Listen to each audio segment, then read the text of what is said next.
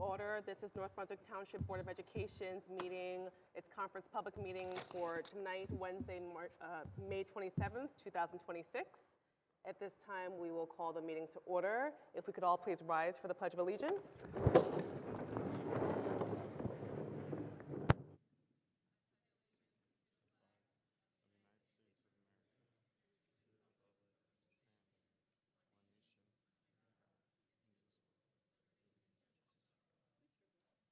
Carter. Here.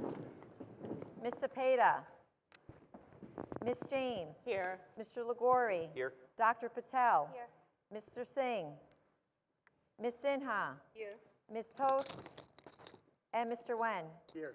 We have a quorum. All right, good evening. The New Jersey Open Public Meetings Law was enacted to ensure the right of the public to have advance notice of and to attend the meetings of public bodies at which any business affecting their interests is discussed or acted upon. In accordance with the Open Public Meetings Law, the public notice of this meeting, which included the time, date, and location, was distributed by 3 p.m. Wednesday, January 28th, 2026, in the following manner. Posted on the bulletin board reserved for announcements in the board office, 25 Linwood Place, North Brunswick, New Jersey, 08902. Mailed to the Home News Tribune, Star Ledger, NJ.com, and the Clerk of the Township of North Brunswick. Delivered to the 9 duly elected board members. And beginning on March 1, 2026, all future board meeting notices shall be published on the board's official website, nbtschools.org, and be made available through the New Jersey Secretary of State's official website in lieu of publication in a newspaper in accordance with Public Law 2025, Chapter 72. Tonight we are here at North Brunswick Township High School. We are honored to have Building Principal Mike Neller. He is going to introduce the presentation for us. Thank you. I'd like to take the opportunity to welcome the Board of Education, Dr. Zakowski, and other members of Central Office Administration to the high school tonight as we get an opportunity to show off some of the wonderful things that have taken place at MBTHS over the course of this school year. To start off tonight, I would like to say... Would you prefer us to sit in the audience? Yeah, I was going to invite you to sit down there anyway. I guess now would be a good time.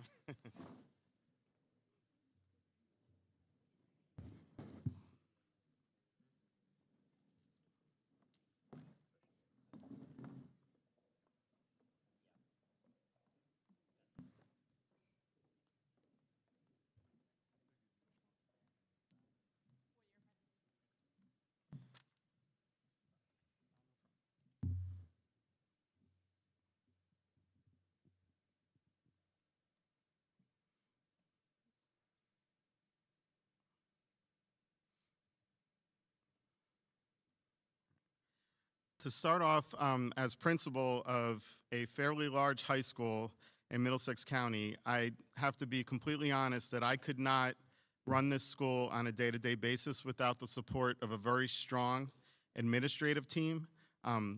These people each have individual responsibilities that they all work very hard at and take very seriously, and I would like to take a moment to thank them for taking the time this evening to come be here with our families and members of the Board of Ed to talk about the great things at MBTHS. So at this time, I would just like, and you could just, maybe stand for a second to be recognized. Mrs. Radia Gamble is the 2026 Assistant Principal and Supervisor of Art. Mr. Lewis Emanuel is the Class of 27 Assistant Principal and Supervisor of Academic Support Programs. Mr. Aaron Speller is the Class of 28 Assistant Principal and the Supervisor of Business, Fine Arts, and Industrial Arts. And Mr. Mark Zielinski is the 2029 Assistant Principal and Supervisor of Social Studies. Mr. Noe Felice is the Instructional Dean for the Class of 2026.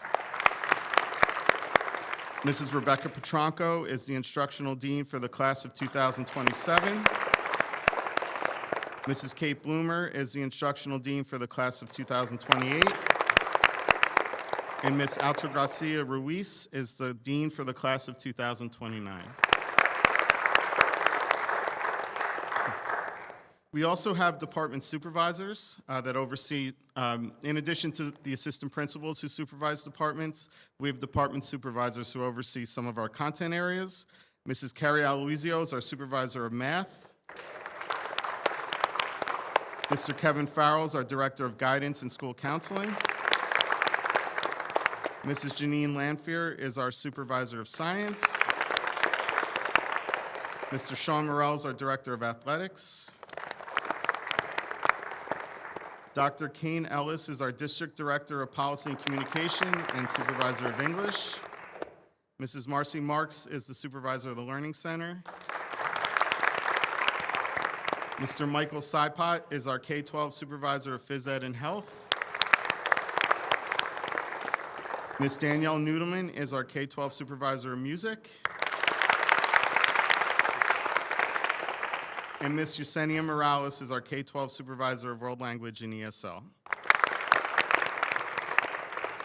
I just want to thank them again for taking the time to be here tonight. And some of them will be speaking to you shortly to talk about some of the great things in their departments. Just a quick overview of MBTHS. And tonight when you walked in, and I appreciate Mrs. Lanfear and Dr. O'Reilly from our science department, who this afternoon took time to put out displays of some of the great projects and activities that are taking place in our science classes.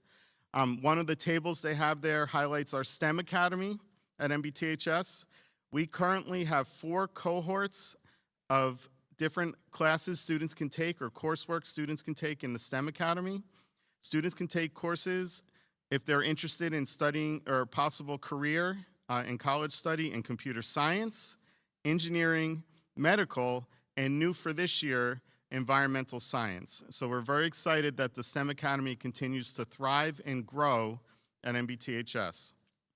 We also have a business academy for students in grades 10 through 12, where they can take different pathways, taking coursework in areas such as entrepreneurship, marketing, video and TV production, and also finance.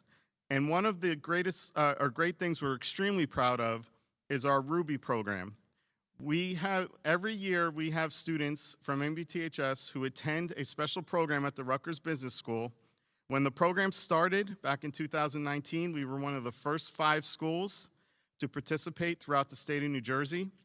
We continue to be the largest school participating. Most schools might bring about 20 kids. We bring 2 busloads to the Rutgers Business School multiple times a year. They have the opportunity to learn from students who mentor them at the business school about different careers in business with the goal in mind that they will apply for any business school. Rutgers wants them to apply for their school, but that they will apply for a business school when they apply for colleges.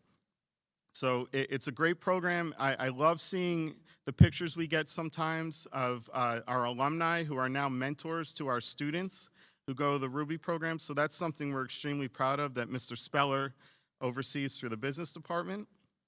Mr. Emanuel will come and talk in a little bit about our AVID and STAR programs, which provide academic support for almost 200 students and provide them with college exposure to college career readiness opportunities.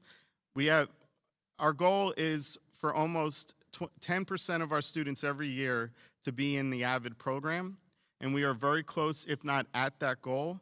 And this year, 34 students will graduate from that program and move on to college. We also offer, and we continue to grow, our number of dual enrollment courses where students can take classes at MBTHS to earn college credit. We currently have 8 courses through Middlesex College. Our Tomorrow's Teachers course is through Rider University. This year, there are about 10 students enrolled in that class, and all 10 students are achieving college credit through Rider for that program. We have our TV production students can get credit through Kane University. And then new for 2025-26, we had 18 courses approved by TCNJ, and we will continue that partnership with them next year. And then in 2026 and 2027, we will be adding new approved college courses through Syracuse University and also the University of Delaware. Our marketing program next year, students will have the opportunity to earn college credit through Delaware University. So we're very excited for that as well. I appreciate every year that the Board of Ed asks us to recognize our athletes, and we do that 3 times a year. But one of the goals we've had as an administrative team at MBTHS over the last couple of years is to recognize our athletic scholars as well. And tomorrow night we have our academic recognition program that we hold every year. But we want to do more as a school to show off the great things that are happening academically with our students. So first, it is my pleasure to ask Ms. Noodleman to come to the podium. You can clap for her.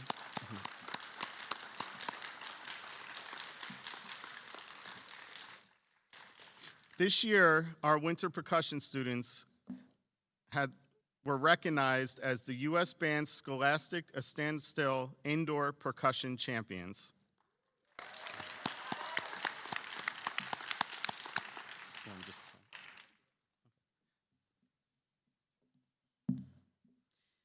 Good evening, everybody. Before I get started and before you get to see the wonderful performances of our children tonight, I just wanted to thank Mr. Neller and Dr. Zakowski and the Board of Education for allowing us to showcase the incredible talents of some of our music students here at MBTHS. And just a quick little humble brag, for the 11th year in a row, the music department in North Brunswick has been awarded the NAM Best Communities for Music Education Award. This is an incredible achievement. Yes, thank you so much.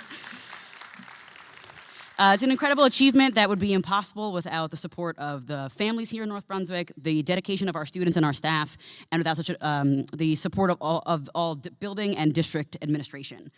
Maybe I'm biased because I went here and I teach here and I supervise here, but I think that the music program here in North Brunswick is one of the best around. Yeah. And I'm very fortunate that I get to be a very small part in the incredible success of our students and our staff. Tonight, I am very honored to introduce two of MBTHS's award-winning extracurricular ensembles, the first being our MBTHS Winter Percussion. So guys, you can come out and start setting up. They are under the direction of two NBTHS class of 2008 alumni, Mr. Joe Scala and Mrs. Liz Fackelman, two of my dear classmates. Like Mr. Neller was saying, this past season, Winter Percussion is the U.S. Band's Indoor Standstill Champion. They scored a 92.6, which is the top score out of all 21 groups in the entire show, both in and out of their class, which is an incredible feat. These kids work tirelessly throughout the year. Almost all of them are part of our award-winning Raider Marching Band, which our season for the marching band ends right around Halloween, and then these kids do not get a break. They don't get that November break off. They start rehearsing the Tuesday immediately following when our marching band season is over, and then put in a lot of hours of work even though it used to be called Winter Percussion because it was just in the winter, and now it's Winter Percussion, but it goes all year round. So they, as you can tell, are still rehearsing. They have their final rehearsal tomorrow night, and then we have marching band June 9th. So they get a very small break of a week this time, and then they're going to start rehearsing with their marching band. Their show this year is entitled Uncharted Waters. It was actually written by one of our directors, Joe Scala.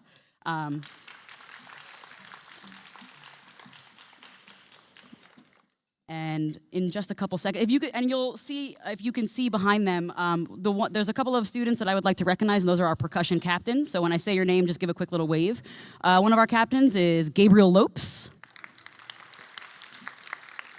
and Joshua Cho, who will be attending Peabody Conservatory for Music in the fall. We're very excited for recording arts and sciences, so he's continuing his music education.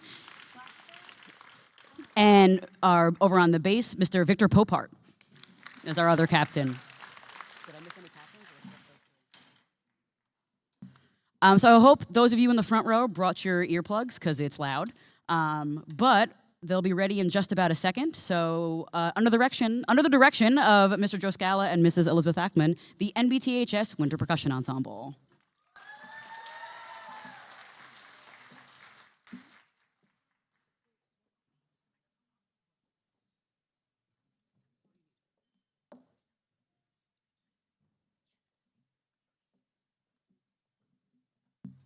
Don't mute it from me.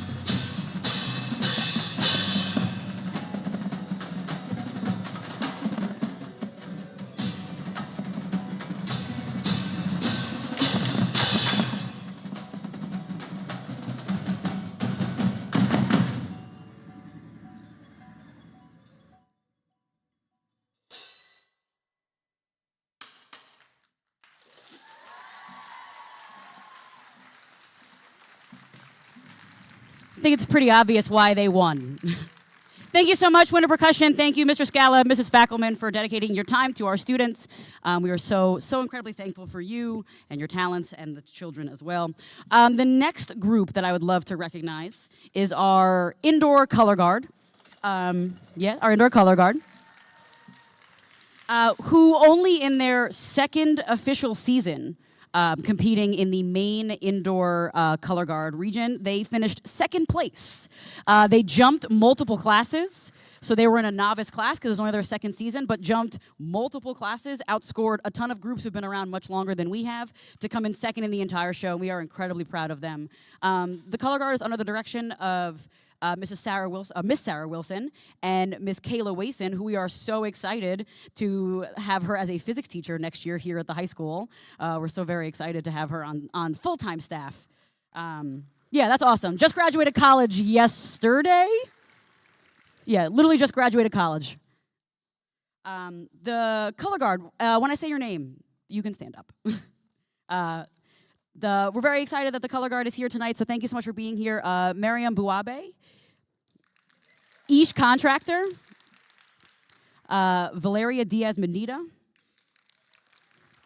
Kristen Espinal Varela, Jasmine Garces, Brianna Hernandez Lizardo, Celicia Kaikai, Lucady Mensebo Corval, Mariana Melendez, Sade Royster, Emily Sanchez Palma, Hannah Updegraff, Janae Walton, and Kaya Yolikar.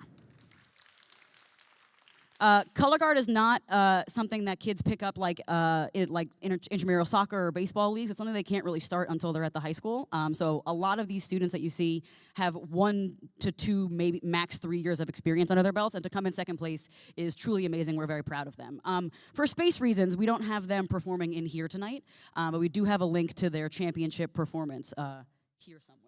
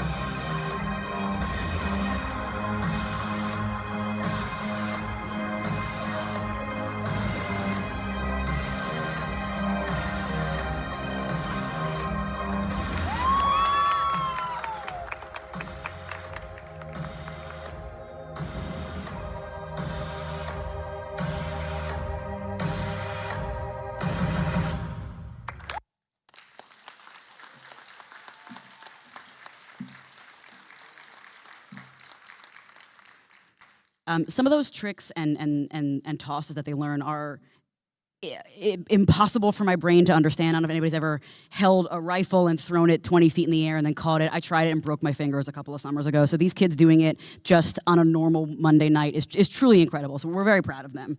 All right, you're almost done with me. The last thing that I'm going to talk about tonight is I'm very proud to recognize 5 NBTHS students who auditioned for and were accepted into various region and all-state band and choir ensembles. Auditioning for and performing with these groups is a real prestigious honor that stems from hard work and dedication towards their specific craft. These students spend hours of independent practice time getting themselves ready on top of juggling schoolwork and jobs and sports and extracurriculars and the music that they're learning here in school. And they take time out of their day to practice something completely different and audition to go up against kids from all over New Jersey. And we're really proud of these students and their incredible hard work and their wonderful representation of the music department here in North Brunswick. So we have certificates for you, so when I call your name, please come to the stage. We have, I guess I'll go in the order that's here. Michael DiNicolo, who was accepted into, that's right, big one here, CGMEA Region 2 Wind Ensemble and Orchestra, and also the All-State Wind Ensemble and Orchestra. He is the #2 trumpet in the state right now, which is incredible for Michael. And Michael's very excited that the #1 trumpet is a senior and is graduating, so we're hoping that Michael is the #1 trumpet next year in the state. Next we have, oh yeah, you clap for Michael, absolutely clap for Michael. Next we have Erica Tuckman, who's also been on stage for Winter Percussion tonight, who made it into the Region 2 Symphonic Band and Orchestra. And then we have 3 choir students who made our all-state choir under the direction of our wonderful choir teacher, Mrs. Sarah Afflito, who's here tonight supporting her kids. We have Ava Delapaz, who made all-state choir. As a freshman, nonetheless, only a freshman. We have Alicia Taylor, who made all-state choir. Alicia is also continuing her music studies at Monmouth University, so we're very excited for her to go on and be a famous music composer. And lastly, we have Natanya Srivutsan, who is in all-state choir, who also plays in Mr. Ford's chamber orchestra here at the high school, but sings as well. Once again, we're so incredibly proud of the accomplishments of these students. Like I said, they take time out of their own day and their own practice schedules to prepare this music on their own and go up against, I mean, we're in a very competitive division. I mean, you see it with sports. It's no different with us with music. We're going up against Edison and South Brunswick and Monroe and J.P. Stevens, and these students did a wonderful job representing the music program in North Brunswick, and we are so proud of them. So guys, thank you so much and congratulations. Smile for the camera. And good luck following that performance. I'm all done. Thank you all so much. Have a great night. Good job, guys. Thank you, Mr. Mayor. I would like to echo Ms. Noodleman's sentiments. Over the last couple weeks, I've attended our spring concerts for band, orchestra, and chorus. And our color guard, you know, I've seen you perform at football games, but to see your video and just how much effort beyond just the music itself that goes into what you put together, the theatrics, the planning, it really, you know, we're very proud of our music programs here at MBTHS, and it starts with the supervisor and the teachers. So I know Ms. Afflito, our chorus teacher, is here tonight, so I just want to thank her for coming. Mr. Ford, our orchestra teacher, Mr. Smith, our band teacher, also Mr. Scala and Ms. Falkelman, who come from other schools to work with our students. We truly appreciate all of their efforts and all of your efforts, so thank you for being here tonight.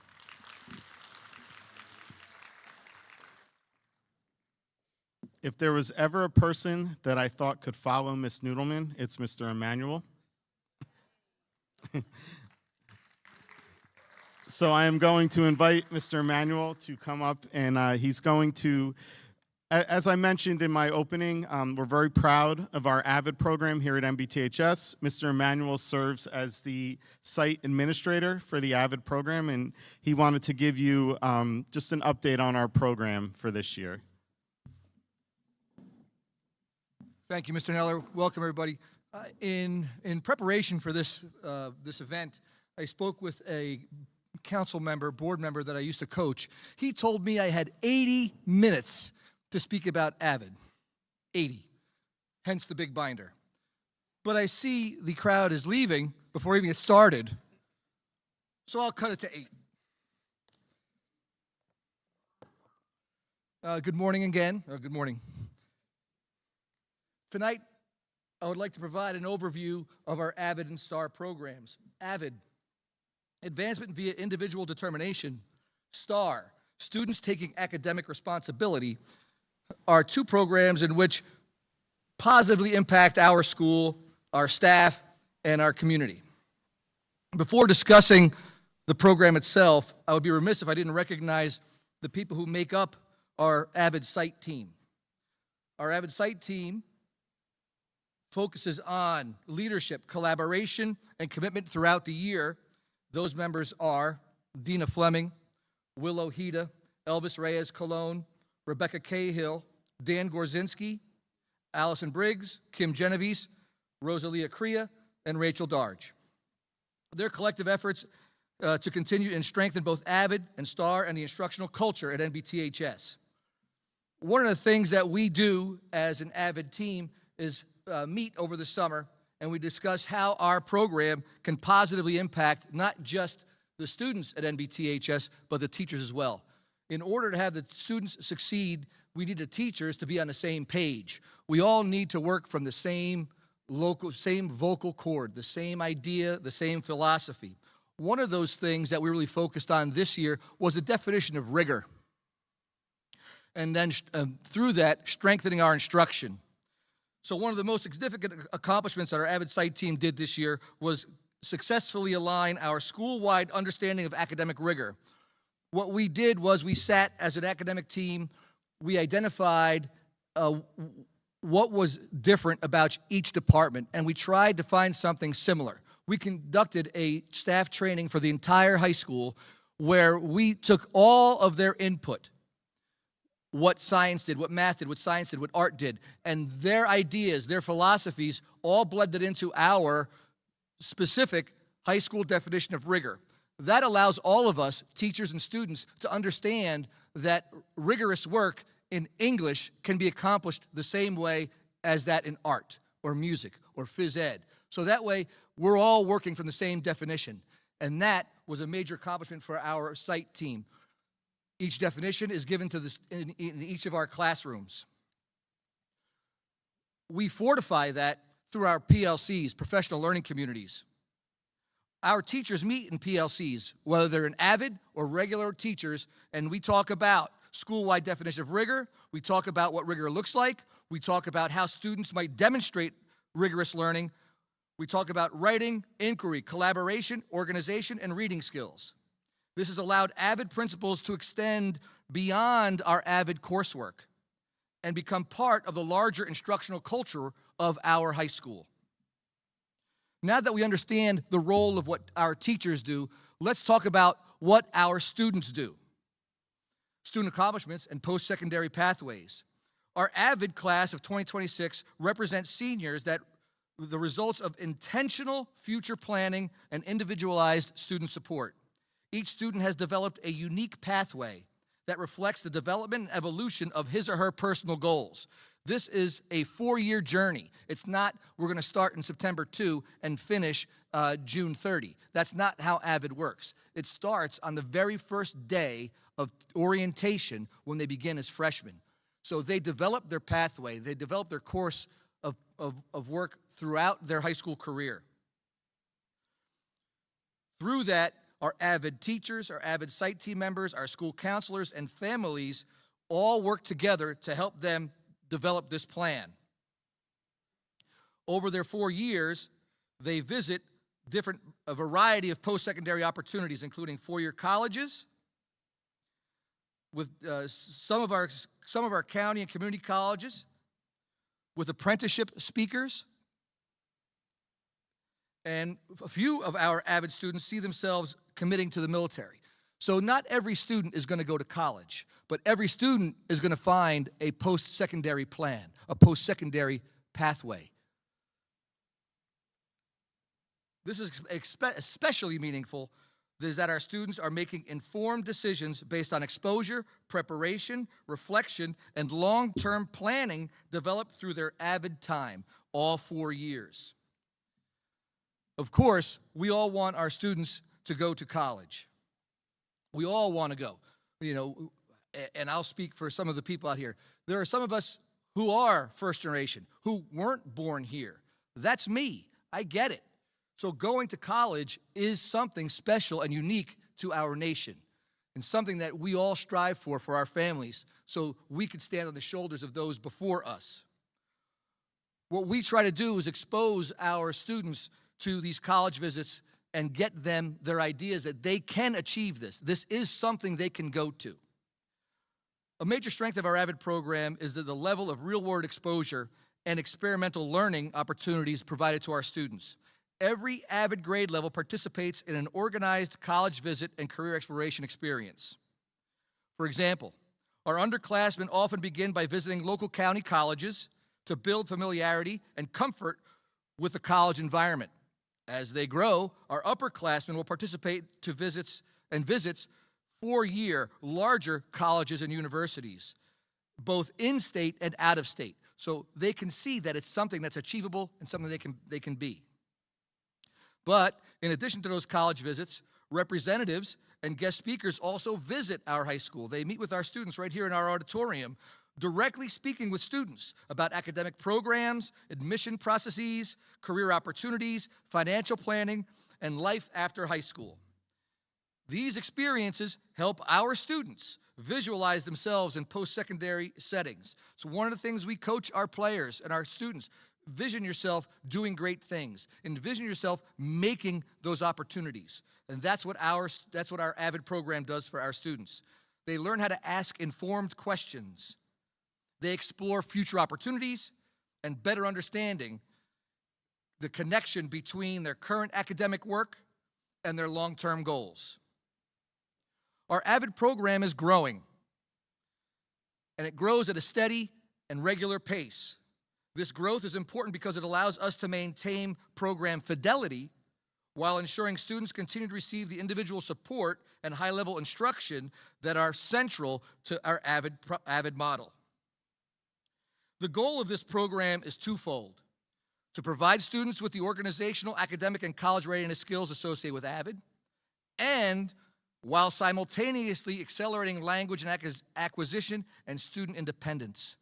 Our AVID program goes beyond just our regular English-speaking world. We have a multilingual program now, which is evidence of our program growing at a steady and regular pace. Our expectation is that our students in this cohort will develop the skills necessary to successfully transition out of our multilingual program as soon as possible, and ideally by the conclusion of their sophomore year. Our AVID program is on the cutting edge of leadership. Usually, we will go to Baltimore to participate in AVID training, regional AVID training, Northeast United States, from Maine all the way down to Virginia, as far west as Illinois. Sometimes there are people even further west, but we won't talk about that. Anyway, what we did this year was talk to our representatives at AVID and said, hey, let's do it locally, regionally. We have a lot of New Jersey schools. Let's do it here at NBTHS. So we will be hosting in July our regional AVID summer training. This will allow our teachers from our entire district to participate in, and we can talk about classroom instruction, student achievement, college and career readiness, school culture, and equitable access to opportunity. The work being done through AVID supports not only the students directly enrolled in our program, but the larger instructional vision of our long-term goals of our entire school community. We are proud of the progress our students and staff have made, and we look forward to continuing to grow the program in meaningful ways moving forward. If you have any questions about AVID, you can surely ask me, but I will pass those questions on to Mr. Neller so he can answer them for you now. Thank you. Good night. Raider Nation.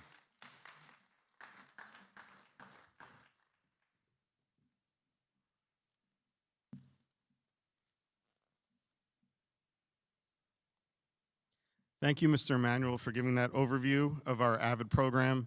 We're very proud to be hosting a summer training this year. There could be upwards of 400 individuals from different schools around the tri-state area who are involved with the AVID program, and it'll give us an opportunity to also show off our building. Next, I'd like to ask Mr. Zielinski, our social studies supervisor, to come join me on the stage. This year, our social studies department has participated in the History Happened Here initiative in New Jersey, which is commemorating the 250th anniversary of the signing of the Declaration of Independence and the establishment of the United States. So we also are lucky tonight to have one of our teachers and some students who will speak to you about a project they completed. But first, I would like to let Mr. Zielinski say a few words. Thank you, Mr. Neller. Board of Education, Dr. Zakowski. Our program that Mr. Neller was talking about, it's called the Revolution New Jersey program through the New Jersey Department of Education. It was established to commemorate the 250th anniversary of the beginning of our country. I'd like to thank Dr. Zakowski, Dr. Johnson, and Principal Neller for their support in our participation in this program. As about a year ago, we applied for and became part of this program, sort of known as a revolutionary school. And really there are two prongs to the program. One is to celebrate and commemorate events and figures that occurred here in New Jersey having to do with the Revolutionary War and the Revolutionary period. But then it is also, in a second way, wants to take the ideals of that revolution, for example, liberty, equality, justice, and see how we have discussed, debated, applied those ideals in our modern world. So, in our department, before we even joined the Rev NJ program, we had established a subcommittee, a semi-quincentennial subcommittee, which is the awkward word we use for a 250th anniversary. But the semi-quincentennial committee is made up of Mr. Smucko, Mr. Ojeda, Mr. Totten, and Ms. DePasquale, and they've done a magnificent job over the last year, and will continue to work on this for the next year, as this is a 2-year initiative that we have. During this year, those 4 teachers have led us in a variety of activities. We welcomed a traveling display from the New Jersey Department of Education that we had posted up on our social media, and they had created learning resources from that display that our classes used for a time when it was here in January, February. They also created a PD for the department. There was a reenactment video that I'm not saying that we're in negotiations with Netflix to distribute this, but it was pretty impressive. And there were some people in Vet Park when the reenactment was going on asked if Mr. Ojeda and Mr. Smucko were real actors that were putting together this thing. But anyway, they also spearheaded this our effort to adapt the History Happened Here project guidelines for MBTHS. I thought it was a great thing that the state actually allowed history teachers and history supervisors, social studies supervisors, to create this project. And they provided a great deal of leeway, and our teachers took that and ran with it and collaborated in order to create a project that then could be used throughout our core courses in our sophomore and junior years. So our US 1 students, for the most part, dealt with projects having to do with the Revolutionary era. Our US 2 students and courses basically concentrated on 20th century applications of those revolutionary ideals that I referred to earlier. This was, the committee also had a few teachers represent our school in Newark at NJ PAC in September, where there was a launch of the project, and contributions that were given from people around the state. Ken Burns was there, and he gave a little sneak preview of all the different segments of the American Revolution, documentary, which has since been shown on PBS, but 7 segments especially that had to do with New Jersey history, and then participated in a Q&A. So for history nerds like ourselves, it was a little bit of a fanboy moment to have with Ken Burns. So tonight, what we want to present to you is a project. We nominated 2 projects from the many that our teachers guided in their classrooms. Both of those projects actually were awarded by the state committee. Madison Paredes Hernandez was not able to make it tonight with hers. We're going over to Rutgers University tomorrow to the Livingston Student Center for an expo in which our projects will be on display along with projects from students around the state, and we'll be there for those honors, and Mr. Ojeda and our young ladies will be there too. So Mr. Ojeda's bilingual US 2 class, we had an especially wonderful project that was done by 3 students who are here tonight with us, Kiri Marte Sanchez, Olanji Martinez Cabrera, and Lorraine Quintana Santana. They're going to come up here now with Mr. Ojeda, and they were going to present to you a project that they did that went above and beyond the guidelines that were established in the classroom for that revolutionary New Jersey project. Come on up, ladies.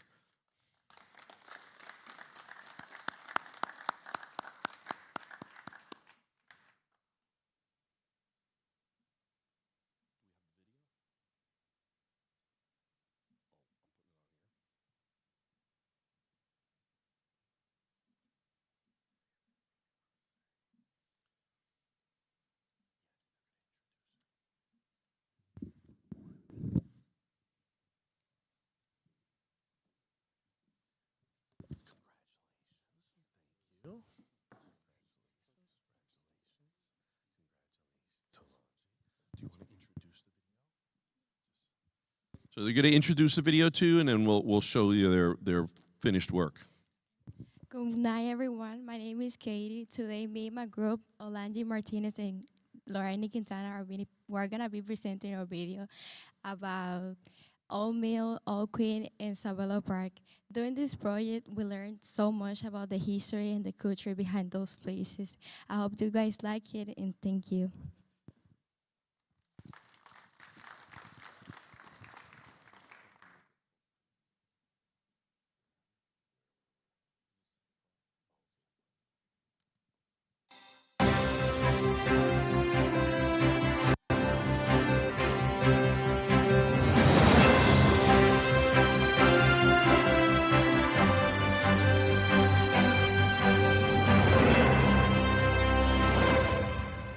Hello everyone, welcome to the New Jersey Historical News. Today we're going to be talking about some historical places in New Jersey like Milltown, Rutgers University, and Sabella Park. Now we're going to Rutgers University with Lorraine, who is reporting. Gracias, Dana. Hola, mi nombre es Lorraine y me encuentro aquí reportando desde Rutgers University para destacar su importancia histórica por el aniversario 250 de los Estados Unidos. El campus Old Queens de la Universidad de Rutgers es la parte más histórica de la universidad y muestra cómo empezó todo cuando se llamaba Queen College en 1766. Está ubicado en New Brunswick y representa los primeros años de educación universitaria en Estados Unidos. En el centro se encuentra el edificio de Old Queens que está detrás mío, que hoy es un símbolo importante de la historia y tradición de la universidad. Durante la Guerra de la Independencia de los Estados Unidos, New Brunswick fue un lugar estratégico entre Nueva York y Filadelfia. Por eso los soldados británicos ocuparon la ciudad y hubo mucha actividad militar en el área. Aunque este edificio todavía no existía en ese momento, el terreno del campus estuvo afectado por la guerra y el colegio tuvo que pausar las clases por un tiempo debido a un problema económico que tuvieron.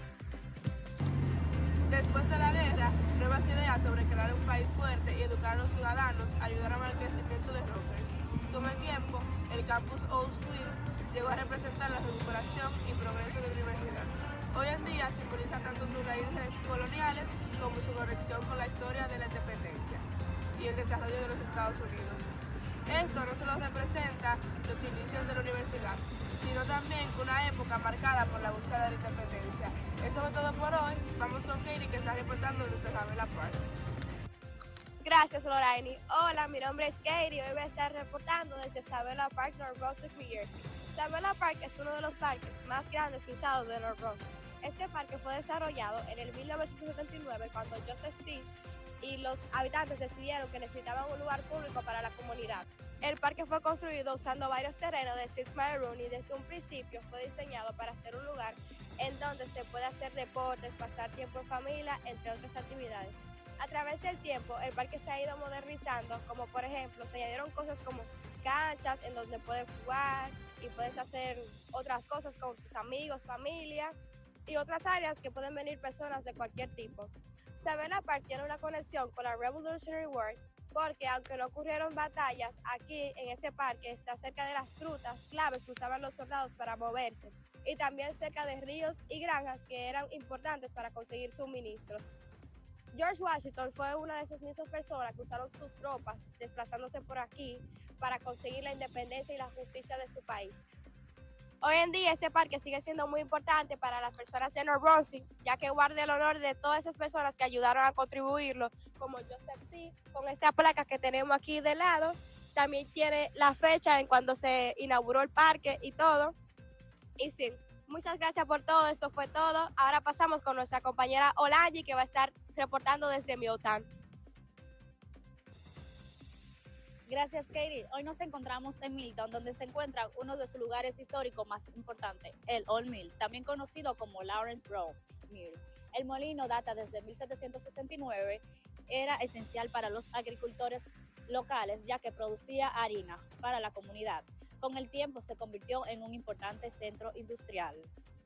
A lo largo de su historia, el molino sufrió varios incendios, pero fue reconstruido gracias a John Richard Ford. Debido a su gran apoyo económico, una de las calles del pueblo fue nombrada Forest Street en su honor, como reconocimiento a su contribución al desarrollo de la comunidad. En 1852, otro incendio afectó la fábrica, pero ya fue reconstruida nuevamente y pasó a formar parte de varias compañías de goma, incluyendo Ford Rubber Company. Finalmente, en 1907 llegó la empresa francesa Michelin, marcando una nueva etapa industrial. Durante este crecimiento llegaron inmigrantes alemanes desde New York City, buscando mejores oportunidades después de enfrentar la pobreza y dificultades. Muchos encontraron trabajo en el molino y en la industria del área, lo que le permitió establecer una comunidad en Milltown. Con el tiempo, algunos de los inmigrantes de Alemania fueron a traer a sus familiares y amigos, lo que le ayudó a aumentar más la población. Esta comunidad fue muy importante para el desarrollo social y económico de la zona. Uno de sus líderes más reconocidos fue Philip Control, quien se convirtió en un ejemplo para muchos migrantes. Aunque no hubo batalla directamente en este lugar, el molino estuvo activo durante la American Revolutionary War, cuando la región de New Jersey era una zona estratégica para el movimiento de las tropas y suministro. Los molinos eran esenciales porque producían alimentos para la población y para los soldados. En resumen, el Old Mill no solo era un impulso del crecimiento económico de Milltown, sino también representaba la historia y representa la industria para perseverancia. Ayudaron a formar la comunidad que conocemos hoy. Aquí estamos en esta hermosa comunidad. Muchas gracias por estar con nosotros. Volvamos con Dana al estudio. Thank you guys for reporting these places, and thank you guys for watching this. See you next time.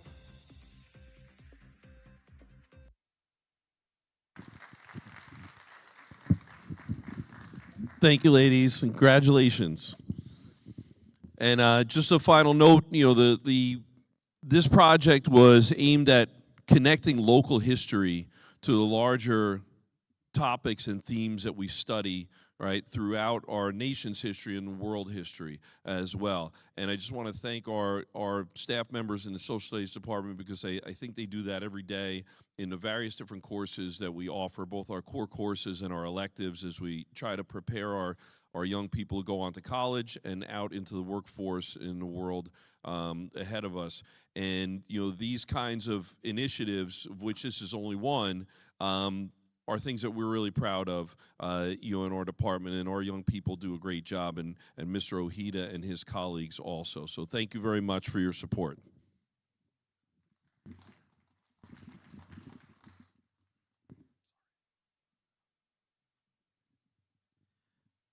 Mr. Ojeda would just like to say a few words about the project.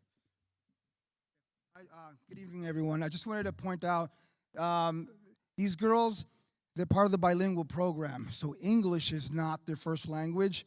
So when I signed a project, I said to them, look, I believe in you. I want you to make all of the decisions. So I taught you the skills, but I want you to apply those skills. So you can come to me with the final product. So I'm not taking any credit for what you saw tonight.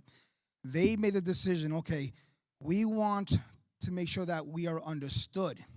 So because English is not their first language, they made the executive decision, well, we're going to say it in our first language, but without asking me, they figured out, well, we need subtitles so that they could understand what we're saying. So they apply their bilingual and ESL skills to this project. So that's why they spoke in Spanish. They had the subtitles, and they threw in an extra person who spoke English well enough to be to introduce it and end the video. So that's why it was in Spanish. Okay, great job, ladies.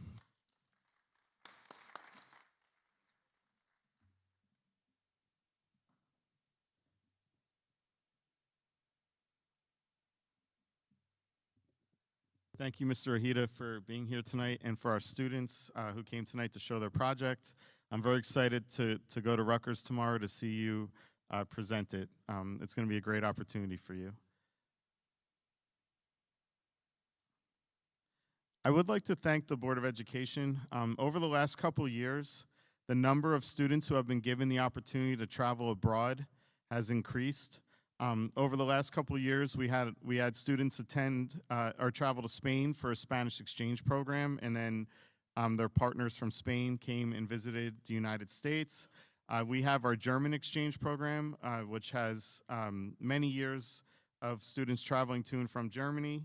Our Model UN has traveled to the Czech Republic, Spain, over the last couple of years as well.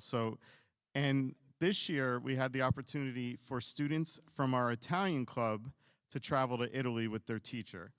So at this time, I would like to ask two of our students, Anushri Lohit, Ritika Vyas, and Mr. Russo is our Italian teacher, to please come up. They want to talk a little bit about their experiences in Italy this year.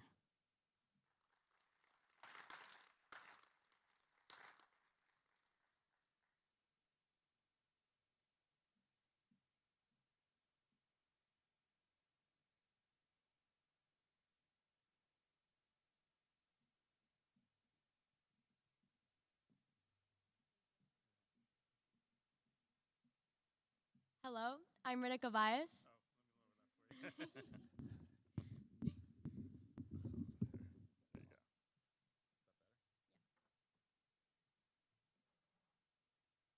Okay, I'm Ritika Vyas. I'm Anushri Lohit. And today we're going to be presenting about our Italian trip that we took March 27th to April 4th. Okay, so to start off, some of the cities that we went to were Rome, Florence, and Naples.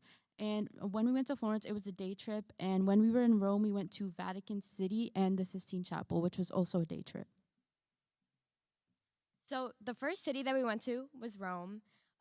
It was personally one of my favorites. We did a lot of walking, a lot of getting sweet treats, going to cafes. One of my favorite places we went to on the first day was the Colosseum. It was so beautiful to see the ancient Roman architecture, and just going there and just seeing the tour and seeing like gladiators were fighting here at one point. So that was really interesting to see. So right after the Colosseum, that same day, we went to the Palatine Hill and the Roman Forum, and those two places were like kind of in the same area. And so we did a tour for that, and the tour is basically like, we had like a tour guide, and we would have like these earbuds in, and we would listen to her like talk about the history of like the architecture and the area. And I just found that really helpful, because even if she was like far away, we could still understand what she was saying, and it was really insightful. Next, we went to the infamous Trevi Fountain. It was so much more beautiful in real life than on the pictures you see. We got to take a lot of pictures, and we did the famous coin drop over your right shoulder, which is good luck. So that was really fun to do, and it was just great to be around our friends during this time, and even Mr. Russo, he was teaching us so much about the architecture of the Trevi Fountain, and even like the Colosseum and Palatine Hill in the Roman Forum. And then next we did a day trip to Vatican City and the Sistine Chapel. So these places are so beautiful, and I definitely want to go back. But all around, like when we went inside, the walls were covered in like beautiful art, and like even above, like the ceiling was really beautiful, and it allowed me to really internalize like everything that was going on. And the thing about the Sistine Chapel is that there was no flash photography, which honestly like I loved because it allowed me to like be in the moment and like look around, and I loved it so much. So next we went to Florence. We visited the Uffizi Gallery, Ponte Vecchio, and Florence Duomo. So this was a day trip, and when we got there, we first saw the Duomo, which was such a beautiful building. It was really big, but also the architecture was like none other that we've seen in Italy. It was colorful, and it was just a really good sight to see. And then we also went to the Uffizi Gallery, which was actually one of my favorites. There was a lot of art there and like architecture. And if we had any questions, we could ask Mr. Russo, and he like told us some like fun history facts and like stuff like that. And I loved like there was like an order to like how you enter the room, and it was just really beautiful. And then one of the other spots we got to see in Florence was Ponte Vecchio. We only went there for 5 minutes while we were passing by, but it was really pretty to see. It was a very famous location, so a lot of us took pictures there, and a lot of the students loved to take pictures during the trip, so that was really fun. And like the last picture, like on the bottom, we're at this like really famous sandwich shop that's like globally known. It's called like Al Ante Vinolo. Basically, I actually went there twice in the same day because it was so good. But it's globally known. A lot of like celebrities go there, and I definitely want to go back. So lastly, we went to Naples. The first thing that we did when we visited Naples was Pompeii, which was so beautiful to see. I was really intrigued, and I know a lot of the other students were, because it's like a place that was frozen in time. Like if you don't know the history about Pompeii, one day in like ancient Rome, the volcano erupted, and a lot of the people were frozen in time. So like the ashes like hardened because of like the volcanic like ash or something. Sorry, I don't really know how it works. I'm not a scientist, but it was really interesting to see because you could also see like the bodies. We put it on the slideshow on the top right. That was one of the bodies that we could see, and it was just really interesting to like think like, wow, like there's ancient Romans like actually living there, and it was preserved really well. So our tour guide was really nice and informative. And you can see in the bottom right, we went to a pizza cooking class, which was definitely one of my favorite things to do there. We made everything from scratch. We made like the dough, like the marinara sauce, and like the cheese. And the best part is that we got to try it after. So yeah, it was definitely one of my favorites. Then lastly, we had a shopping day. A lot of the kids love to go out and shopping. I know a lot of the boys were getting ties and suits, while the girls, we went to this store called Bershka. It's like if there was Hollister in Italy. It was really cool, and we got to see like European like fashion. So yeah, I got a lot of clothes from Italy, and I know a lot of people on the trip did too. Shopping was definitely a favorite on the trip. So.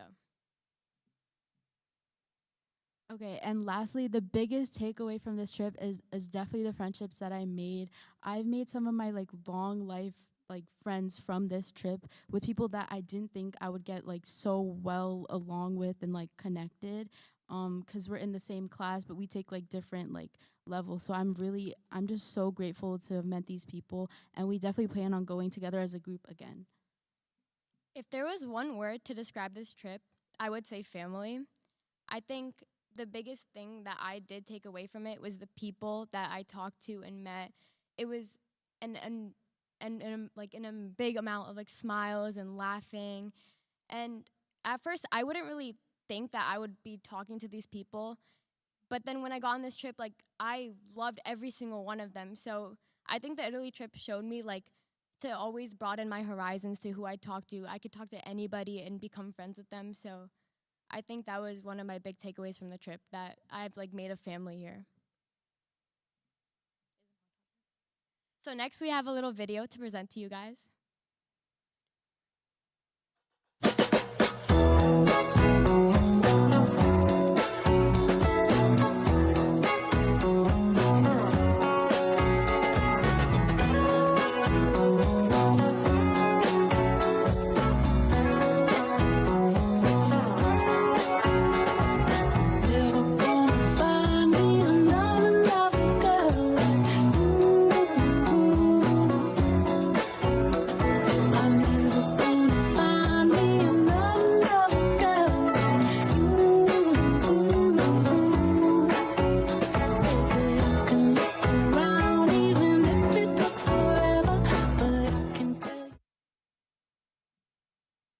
Thank you so much.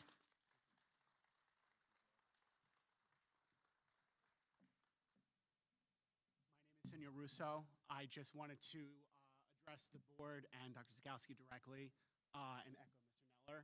It is an extremely rare opportunity to allow students to go abroad. This is something that's not only rare for the state, there's really not many programs in the entire country, the United States, that allow us to do that. To have not only our program, but all of the world language have that opportunity, that's a huge, huge thing for our students. I do want to say to you also, it's not just a fun thing for students, it's an investment in them. In a world that's becoming increasingly artificial, you're helping to ground our students in reality, not only here, but abroad. And you are helping to create leaders that are not afraid to confront the big problems that are coming ahead. So thank you very much. And as a small token of our appreciation, we have a gift for the board. So if you wanted to bring that down to them. Thank you guys so very much, and we look forward to more opportunities in the future.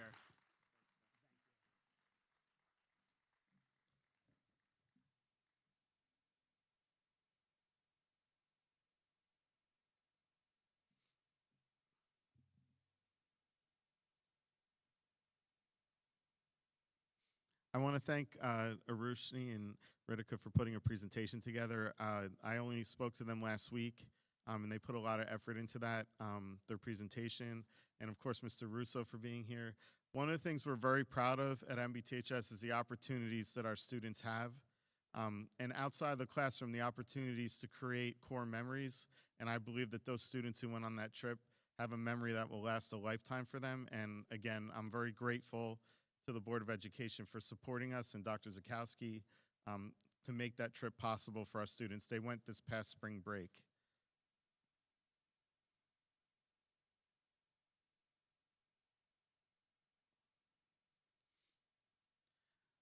Last year, they spoke to you about year one of our HBCU trip. Again, I want to thank the Board of Education for supporting the opportunity for students to be exposed to historically black colleges and universities as they make their final decision on where they would like to attend college after graduating from MBTHS. This was a trip that had never been done before, and last year it was extremely successful. So this year was year two of the HBCU trip. So I'd like to invite Mr. Speller and Mrs. Gamble to say a few words about the trip.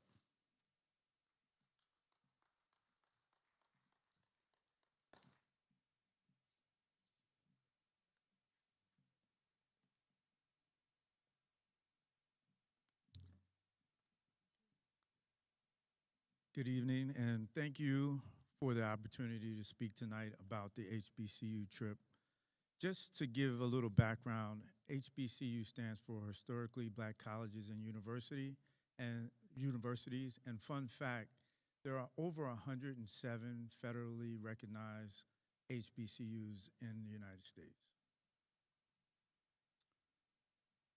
On behalf of our team, Mrs. Gamble, myself, Mrs. Lamar, Ms. Perkins, and Coach Byram, we'd like to give you a little highlights of our trip. This historic experience was truly life-changing for our students, as was mentioned by Mr. Russo and others this evening, we want to thank you, the Board of Education, Dr. Skowski, and Mr. Neller for supporting us in this endeavor.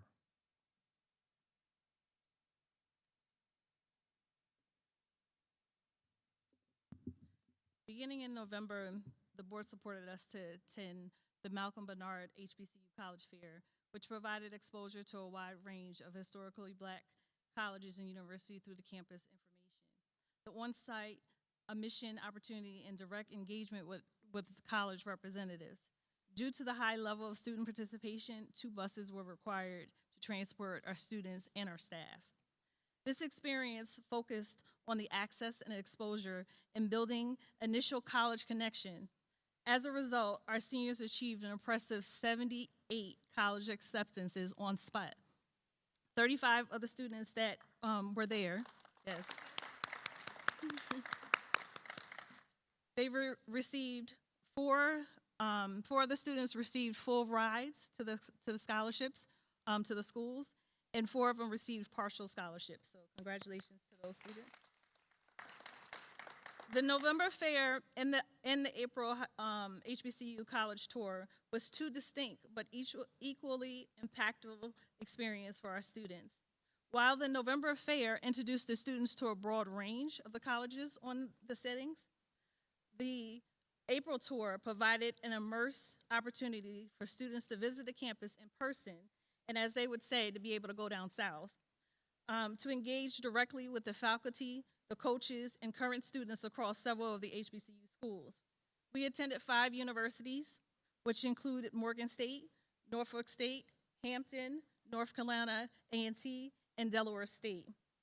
Students explored the campus life, asked thoughtful questions, and they also were able to see the student life firsthand for their future hopes of going to college. One of the highlights of our opportunity was to spend time with our own alumni that actually attended the schools which did the tour for us. So the students that went on our tour the first year, they were our tour guides for this year.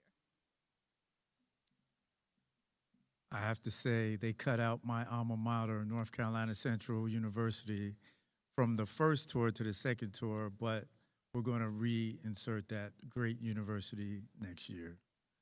Shameless plug, sorry. Together, these experiences created a powerful continuum of exposure and opportunity. The fair opened doors and expanded students' awareness of what is possible, while the tour allowed them to step on the campuses at least 10,000 steps a day. It also allowed them to envision themselves in those places, building meaningful personal connections with the HBCU community.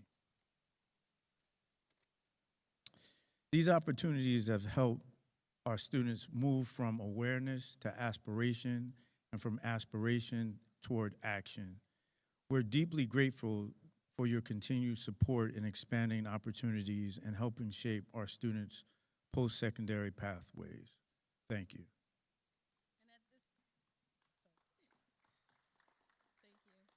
At this time, we would like to share the video that our students put together so that you can hear from their perspective and also some of the highlights from our trip. And Mr. Escaloni, we want to give a shout out to help the students put this together.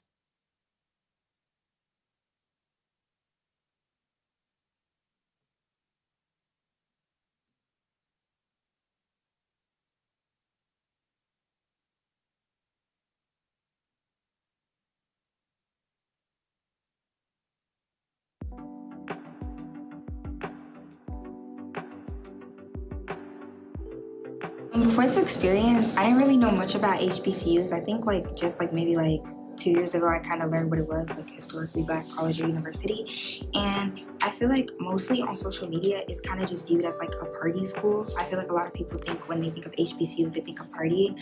But actually getting to go on campus and see it, you kind of realize like it's more of a community. And that's what I think drew me so much to Howard, or like made me want to go to any HBCU in fact, because everyone is so close together and welcoming, and you get to see a lot of your culture. HBCUs are definitely places that Black people can succeed together. And so, yeah, after visiting the trip, I definitely did get to see, Black people getting to enjoy themselves, getting to just be who they are. Through the experience, I viewed HBCUs as like a place for Black people to come together to kind of have a sense of community. And going on this trip really strengthened that view, and I got a real sense of how it feels to have people like you surrounding you, like motivating each other. After the experience, I have viewed it as it's very good. It's always something to do. It's never nothing to not do. And you can meet a lot of good friends, good people. You can view a lot of good people there. There's always any events to do there. And it's always something that you can grow as a good community, meet new people, new friends, and see a lot of good activities there too. I wanted to go on a trip because I wanted to see like different Black culture, like mostly because I wanted to experience like the HBCU lifestyle, but financially that was not going to be a plan. But mentally I was like, since I'm not going to a HBCU, I do want to experience like a one day in a life. So that's why I was interested in the trip. I noticed how like just the community was. Everyone had a very positive vibe to them, especially as some of like the first ones we saw, like Morgan. I loved the vibe of the campus and the way it felt, and it kind of showed me like what I was kind of looking for with the community. For me, it felt like because I was so uneducated about HBCUs, like it felt like a need. Like I needed to go and actually like expand my horizons and know there's like more to schools than just PWIs. So I decided to go just to like dip my toes into it, and I ended up really liking it. Like it was a really informational, educational trip. My favorite campus was definitely NCAT. I just like how the Southern School, the vibe, I just like how it was a really sense of community. Like we would go out, we would see students interacting, we see like football games, like they had a 7v7, they had flag football, like everybody was just like look happy to be around each other. Yeah, that's a beautiful campus, you know, like everyone's together, is diverse, you could fit in all the time, you cannot like not fit in. Like, yeah, NCAT's definitely up there. After the HBCU trip, I've actually taken, I think, 2 more trips to Morgan after that. And I started to like really like see myself there, and just the support like that I already have from like my friends that go there and my family that lives there. It just seemed like the right choice for me. My favorite campus I saw was probably Delaware State. It was because it was modern. I like the basketball court right in the middle. It was like a bright campus. Like, what made me want to go to Howard is because of like the alumni. Like after you graduate the school, like the alumni have like a really good like program, and just a lot of people are successful because Howard's just like a really big school, and like a lot of like companies go, and there's like a lot of internships that through the school. So I thought that was important. When we were at I think it was Norfolk State, there was like dinner happening, and there was like a break dance, like there was like partying in the middle of dinner, and I literally was like I never knew that they do this here, and it was just so interesting to see, and like we got to join in, we got to dance with them, and I just kind of like now that I look back at it, like I wish like that was my life every single day. My favorite part of the trip was like spending late nights in the hotel, like just bonding with my other student leaders and my administrators and the other students on the trip. Like I felt like I gained a whole new friend group based off this trip. I feel like the community of like everyone had the biggest impact on me because it made me feel like everyone was like closer. I thought college was gonna be an experience where everyone kind of does their own thing, but like the trip really made me like see that, you know, you find people that have the same hobbies as you, same interests as you, and you kind of grow together with those people. And even if you don't really know much about them, people want to get to know other people, and they're like open to having friendships and stuff like that. I learned a lot about HBCUs. I didn't know too much before the tour, but it was very informational, and also it was nice to get closer with friends. There was people who I went on the trip with who I didn't really know as well, but because of the trip we became closer, and I really appreciate it. The biggest impact for me is seeing how outgoing people are to talk to you.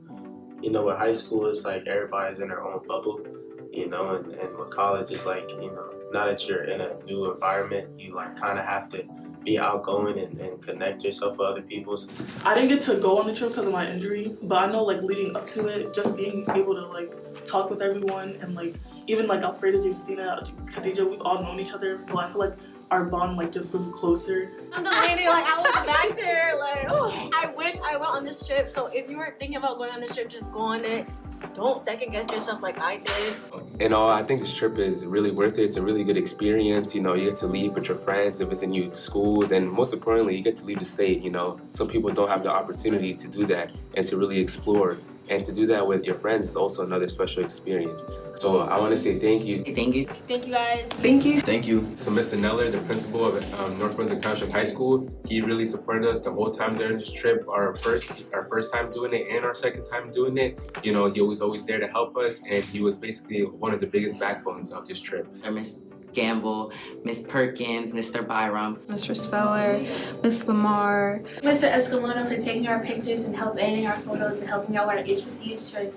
And thank you, Ms. Gamble, for being such a supportive administrator. It's really nice to be around administration that actually cares about where the Black students are going and what they're interested in and their success and their care and their mental health. It's really important. So truly from the bottom of my heart, I do thank you guys for this trip. I know it's hard and it's a lot and it's a lot of funding, but I feel like the result of it is all worth it, and being able to actually enjoy and educate myself and educate the people around me is really impactful, and I think it should be around forever. Thank you. This rainy day is temporary. The contrast is why we got 'em. The sun shining through is just a cloud away, way, way, way, way, way, way, way, way, way. So what you blown a fuse? Well, that happens to us all. Well, I come with great news. The day could change, change, change, change. We've all, of course, been there before. Been there crying, fighting the dark. Let good energy be your strong, move it away. Way, way, way. This rainy day is temporary. The contrast is why we got 'em. The sun shining through is just a cloud away, way, way, way, way, way, way, way, way, way, way. Well, today the rock star feels like singing the blues. Don't abandon that song, 'cause the tune could change, change, change, change. We've all, of course, been there before. Been there crying, fighting the dark. Gravity doesn't mean the earth's your ball and chain. Chain, chain, chain, chain. This rainy day is temporary.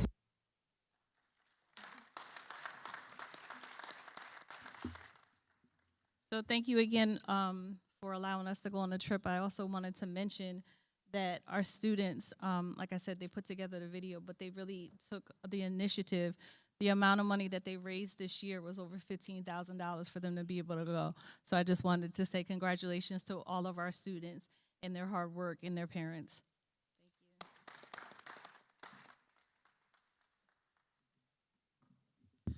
Thank you, Mr. Speller and Ms. Gamble, for your presentation.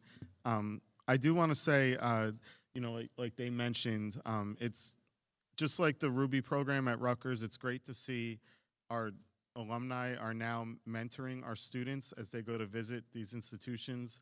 I'll give a shout out to Coach Sipot, one of our former North Brunswick Township High School football players. Jared Tynes transferred to Delaware State to play football this year, and I think he was just a couple weeks into the semester, but he gave the tour to our students. I think he's class of 23 or 24. You don't remember? 23. And he gave the tour, so it's really great to see our students giving back even after they leave MBTHS. So lastly for tonight, as I mentioned as you were coming in this evening, in the back of our auditorium, we have displays of different works from our science department. Another opportunity we have through Rutgers University is with the Waxman Institute.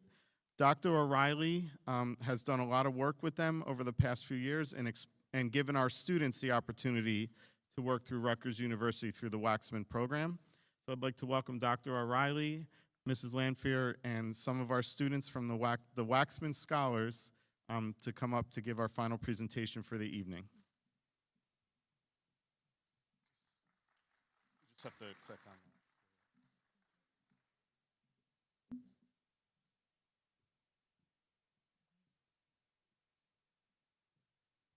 Good evening, Board of Education, Dr. Zykowski. I want to thank you for this opportunity to highlight our Waxman Student Scholar Program.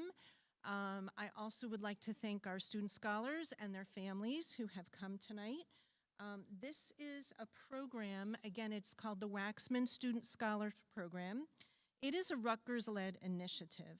There are many amazing things that these students have accomplished and that this program does for them. I would like to summarize very briefly and then give the students the opportunity to tell you about their experience in the program. So in summary, this program has been ongoing here at NBTHS for 12 years under the leadership of Dr. O'Reilly. It offers, yay.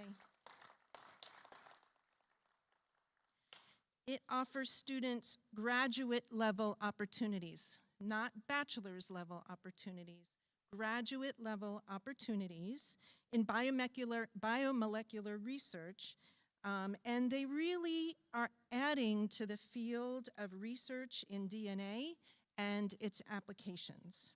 One of the goals of the program is for students to be researchers as well as scientific communicators, and finally to develop their leadership skills.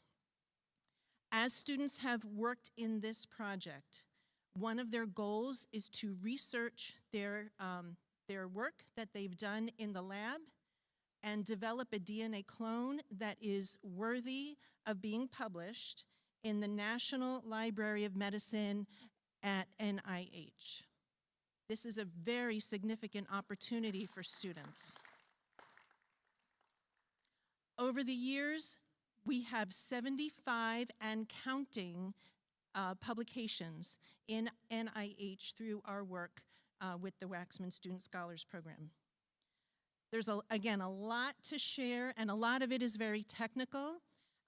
There are some pamphlets and handouts and presentations in the back, as well as a QR code that you could scan on your way out.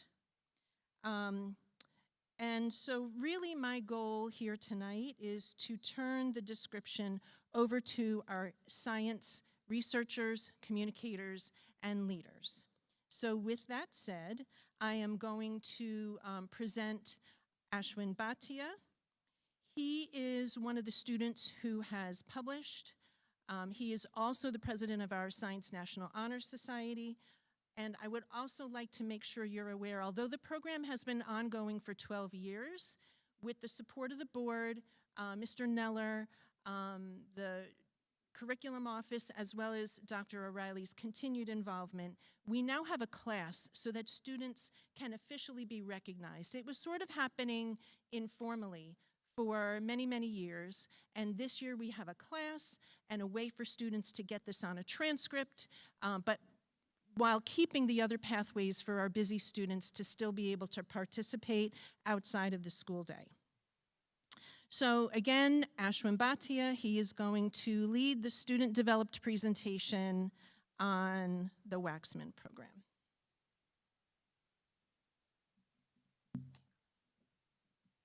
Thank you, Ms. Lanfear.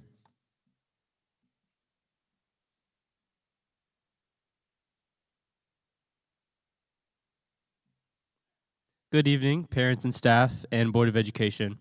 My name is Ashwin Bhatia, and I am presenting on behalf of our main research assistant, Parana Santosh, who unfortunately could not join us today. We are the Waxman Student Scholars Program, or just simply Waxman for short. First off, what is Waxman? Waxman is a biomolecular research program at NBTHS.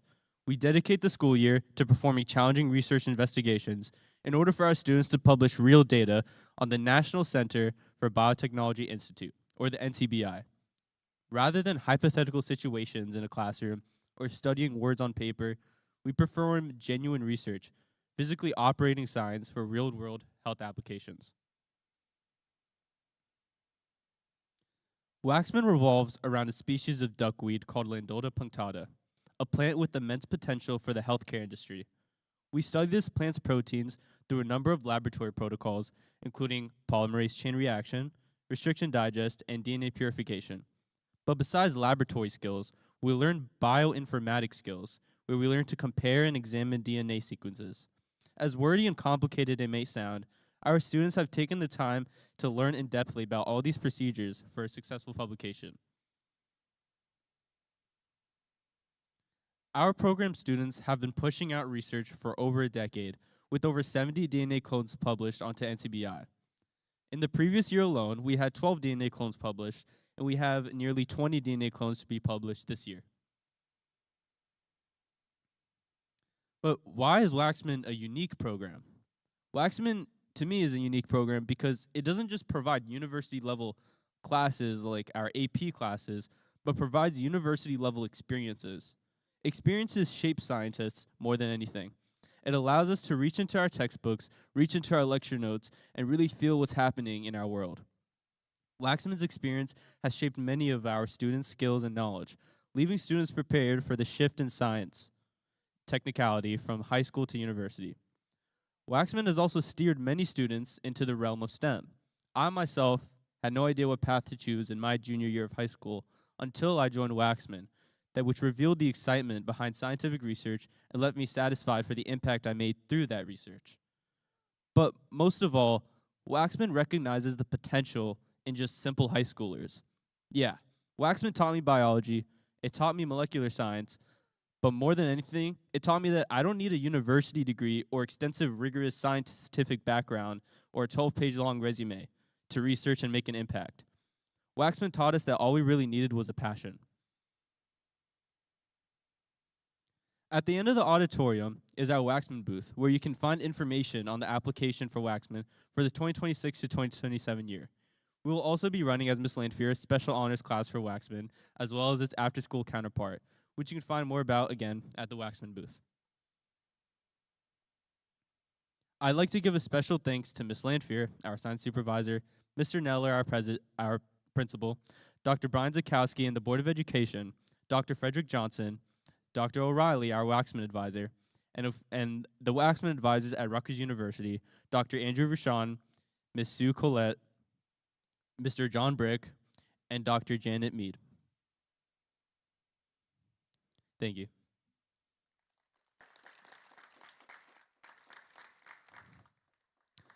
Now, I would like to give out certificates to our honorary Waxman student scholars for their hard work, dedication, and change that they have made in our world through health and research.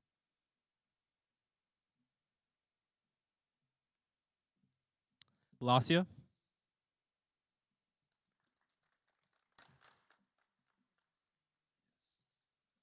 Patrick Bielski,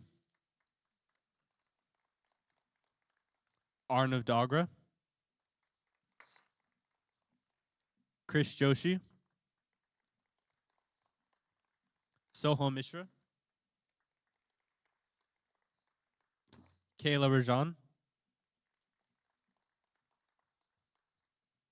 Devinder Singh, Anish Sinha, Nikita Venugopal, Sridhar Viswanatha,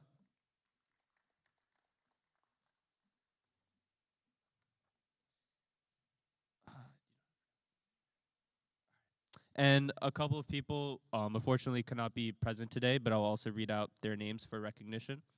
Garana Abineni, Srijay Bandi, Ayu Kansagra, Eva Patel, Yashvi Patel, Nethra Pradeep Kumar, Prerna Santosh, and Anusha Vaklagadda. Thank you.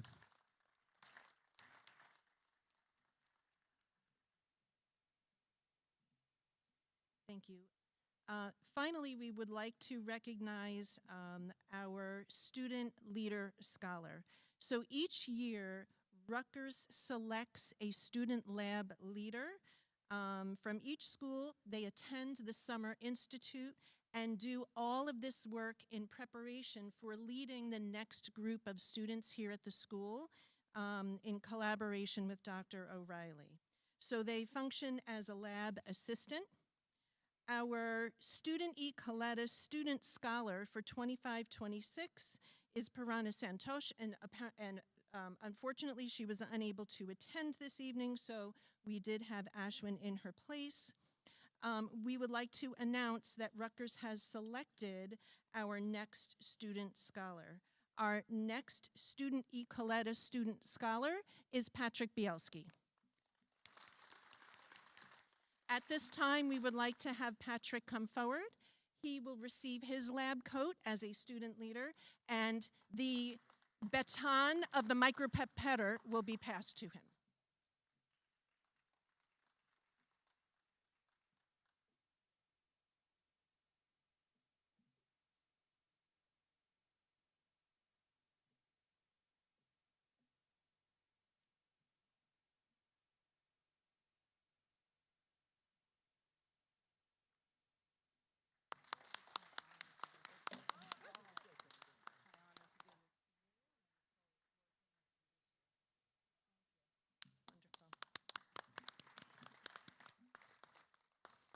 So again, thank you for this opportunity to recognize our students. There is work from a variety of science classes in the back because we do want to recognize all the different levels of work and the grade levels of work that we have here. But really the Waxman program is the culmination as a graduate level course. Again, thank you. Congratulations, students. Thank you, parents. And again, thank you to the Board of Education for supporting our continued development of this program.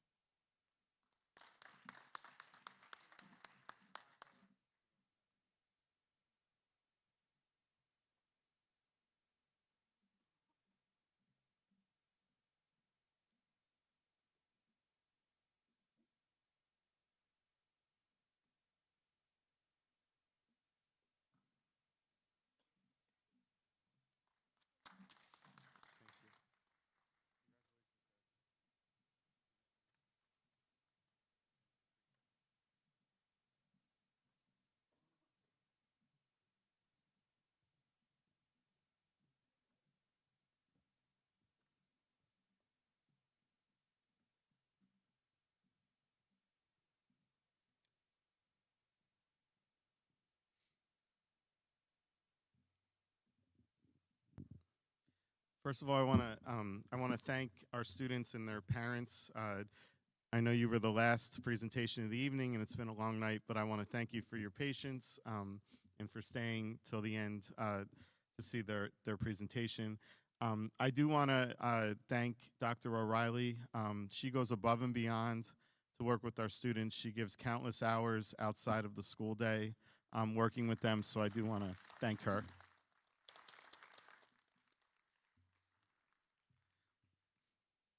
So as we conclude our program, I just want to thank the parents and students who were here tonight to participate in our presentations that I think really showed some of the wonderful things that are happening in MBTHS. I want to thank the administrative team for being here as well. And I also, again, want to thank the Board of Education for all of your support every year to make MBTHS a great place for our students, where they have opportunities both in and outside of the classroom to really grow and thrive during their times as students. So thank you.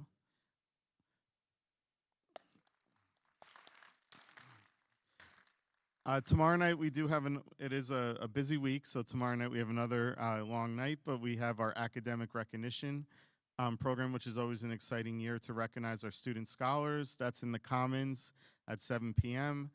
next Tuesday. It's always a sign that things are starting to wind down a little bit, but we have our senior awards program at 7 p.m. in the auditorium. And then finally, coming up at the end of June, on Monday, June 22nd, we have our annual graduation ceremony, which will be at Rutgers University at Jersey Mike's Arena at 4 p.m. So I want to thank you again for being here tonight. Have a good evening.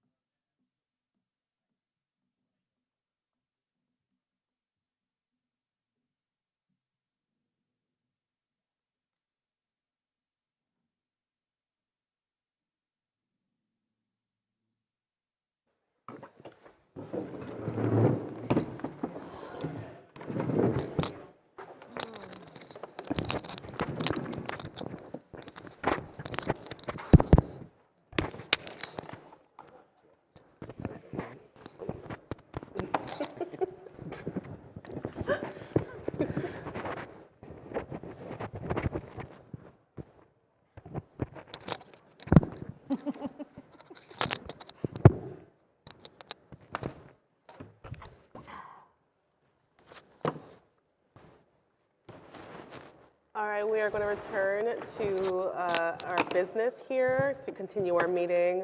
But before we do so, I just want to thank Mr. Neller for sharing the high school with us, for giving us a taste of what happens day to day. I feel like whenever we have our conference meetings, we are seeing on paper the actions that we're taking, but being able to actually see it in real life. The impact, the enriching experiences, the exposure that is being offered to our students, and that there really is something for everyone is truly a privilege. I think it really brings to life what we do every meeting behind the scenes, and most people don't see that there really is an impact and hopefully a positive one for our students. So we're very grateful for the work that you all do. We're grateful for the collaboration that we're seeing with you and your cabinet and your team. So thank you so much. Much appreciated. Anyone else has comments?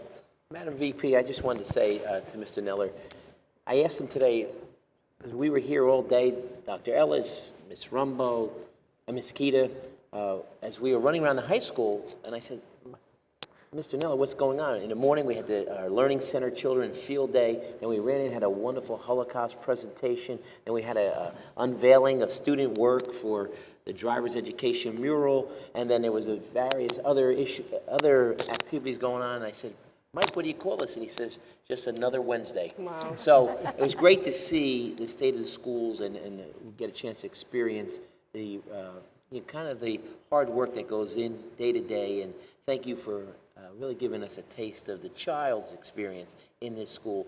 And I think our Vice President said it well. There's something for everyone here. And thank you for your leadership to make sure we harness that, we cultivate that, and we have a chance for every student to kind of, come out of their shell and demonstrate what they've been able to experience here at North Brunswick Township High School. So thank you, Mr. Neller. All right. No further comments. We are going to move on to our next item of the agenda. And so as you all can tell, I am sitting in Ms. Toth's place. Our board president is not with us tonight, so I will be taking over the review of the agenda for our next meeting that is scheduled for June 3rd, 2026, if our board members can have that handy.